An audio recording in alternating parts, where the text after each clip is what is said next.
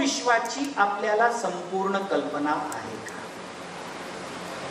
हा संवाद सुरू असताना बोलूयात, स्वतःशी बोलूयात. मनोविश्वाची कल्पना आहे का?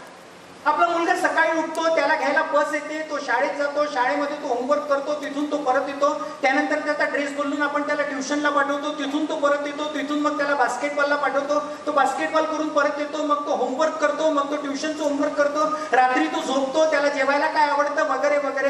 हा टाइम टेबल झाला. I am talking about the mental makeup of your child. तुमच्या घरामध्ये मोठ्या होणाऱ्या मुलाचं मनोविश्व माहिती आहे का? त्याची माहिती आपल्याला आहे का?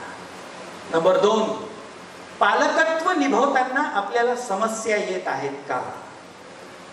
श्रीकांत मानकर सरांना मी सांगू इच्छितो, कचाकच भरलेला हॉल हे सांगतोय की समस्या आहेतच, निश्चित आहेत. पण तिसरा महत्वाचा प्रश्न ज्याच्यासाठी आपण एकत्रित आलो आहोत, या समस्यांवरील आधुनिक उपाय तुम्हाला माहिती आहेत का? आधुनिक उपाय. तुमच्या वडिलांनी तुम्हाला कानाखाली एक मारून अनेक चांगल्या सवयी लावल्या. तुम्ही वर्गामध्ये काही वाईट वागलात तर तुमचे सर तुमच्या पोटाला चिमटा काढत होते, त्याची आठवण तुम्ही अजूनही करता.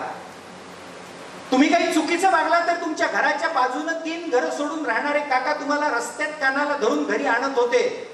आणि अशा पद्धतीने समाज, शिक्षण व्यवस्था आणि परिवार या सगळ्या माध्यमातून मुलांचं व्यक्तिमत्व विकसन होत होतं, त्यांच्यावर नजर ठेवली जात होती. आज आधुनिक काळामध्ये ते उपाय आपल्याला चालतील का? उत्तर आहे नाही.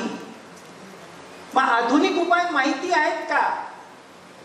त्या आधुनिक उपायांना राबवण्यासाठीची मानसिकता तुमची माझी आहे का?